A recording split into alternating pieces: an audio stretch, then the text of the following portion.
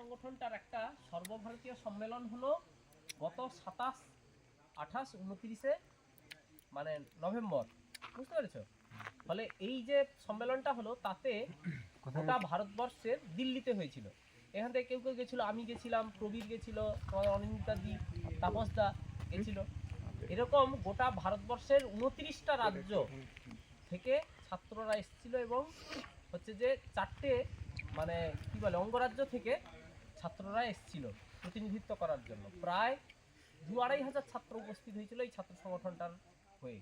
তাহলে ভেবে দেখো যে ছাত্র সংগঠনটা 54 সালে প্রতিষ্ঠা হলো মোটে 7 জন ছাত্রকে নিয়ে, সেই ছাত্র সংগঠনটা গোটা ভারতবর্ষের সমস্ত রাজ্যে রাজ্যে ছেয়ে গেল।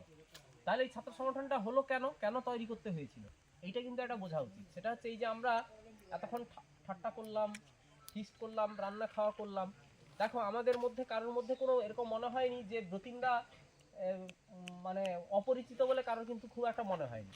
তাহলে আমরা কিন্তু সকলে চেষ্টা করেছি সবার সাথে মিশে যাওয়ার চেষ্টা করেছি। কেন না, আমরা এখানটায় যারা এসছি আমরা কিন্তু প্রত্যেকের ছাত্র।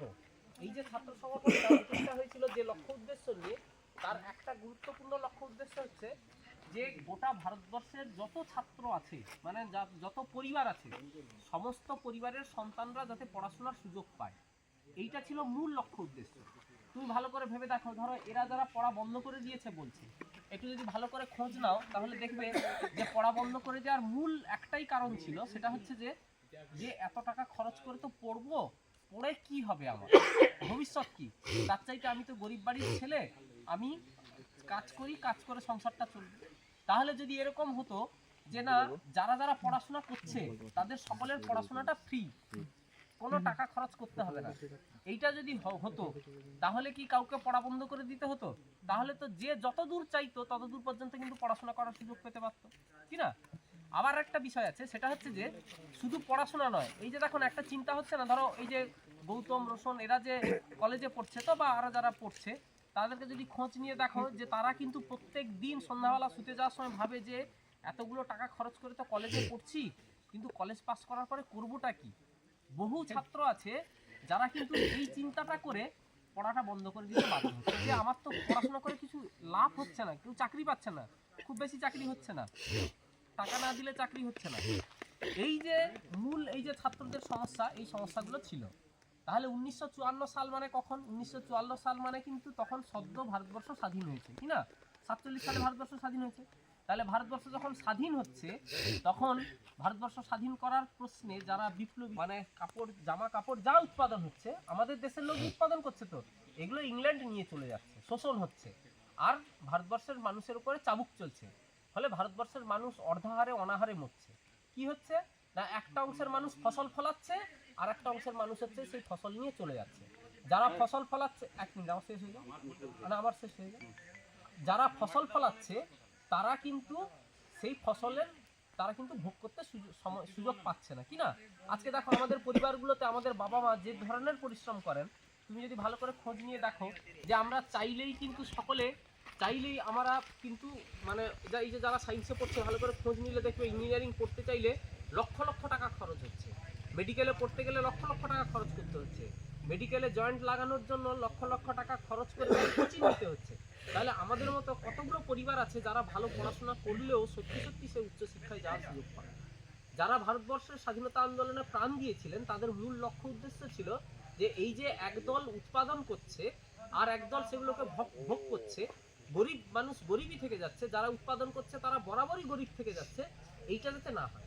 তাহলে স্বাধীন ভারতবর্ষ এরকম হবে যে সেখানে সমস্ত পরিবারের সন্তানরা পড়াশোনার সুযোগ পাবে, চাকরি পাবে, কাজ পাবে, তারপরে হচ্ছে যে মানে চিকিৎসার সুযোগ পাবে, থাকতে পারবে। ফলে মানুষের দ্বারা মানুষের এই যে শোষণ সেটা থাকবে না। আর যখন ভারতবর্ষ স্বাধীন হচ্ছে তখন দেখা গেল যে নেতাজি একটা গুরুত্বপূর্ণ কথা বলেছিলেন। নেতাজি তো ভারতবর্ষ যখন স্বাধীন হয় তখন নেই, কিন্তু তার কিছুদিন আগে এই ঝাড়গ্রাম জেলাতে পাশের ঝাড়খণ্ড টাটার একটা কারখানায় শ্রমিকরা ধর্মঘট করছিল। সেই শ্রমিকদের ধর্মঘটে এসে নেতাজি সুভাষচন্দ্র বসু একটা গুরুত্বপূর্ণ কথা বলেছিলেন। বলছিলেন যে আমি যখন ছোট ছিলাম তখন মনে করতাম যে ভারতবর্ষ থেকে ইংরেজদের শুধু তাড়িয়ে দিলেই হবে, কিন্তু এখন মনে হচ্ছে যে না, ভারতবর্ষ থেকে শুধু ইংরেজরা চলে গেলে কিন্তু এই সমস্যার সমাধান হবে না, বলছে যে ভারতবর্ষ থেকে ইংরেজরা চলে যাওয়ার পরে এই দেশে যারা হাল ধরবে তারা হচ্ছে যে ভারতবর্ষের মানুষকে শোষণ করবে, তারা হচ্ছে যে এই ব্যবস্থাটাকে নিয়ে নেবে। ফলে এমন একটা বলছে যে দ্বিতীয় স্বাধীনতার প্রয়োজন আছে। সেই দ্বিতীয় স্বাধীনতাটা কি? সেই দ্বিতীয় স্বাধীনতাটা হচ্ছে যে যারা ফসল ফলাচ্ছে তারাই ফসলের দাম নিয়ন্ত্রণ করবে। বলছে এমন একটা দেশ গঠন করতে হবে যেখানে সমস্ত ছাত্ররা বিনা পয়সায় পড়াশোনার সুযোগ পাবে, পড়াশোনার শেষে তার যোগ্যতা অনুযায়ী সে কাজ পাবে। এরকম একটা স্বপ্ন দেখেছিলেন।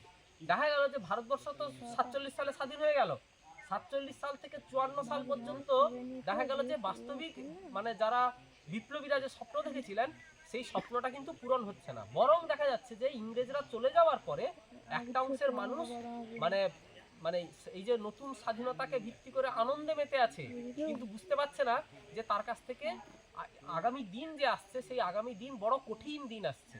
প্রচুর শোষণ হবে, অত্যাচার হবে, মানুষ অনাহারে মরবে, না খেতে পেয়ে মরবে। এখনো তুমি দেখো স্টেশনগুলোতে কত মানুষ রাস্তার উপরে শুয়ে থাকে এই ঠান্ডার উপরেও কিন্তু।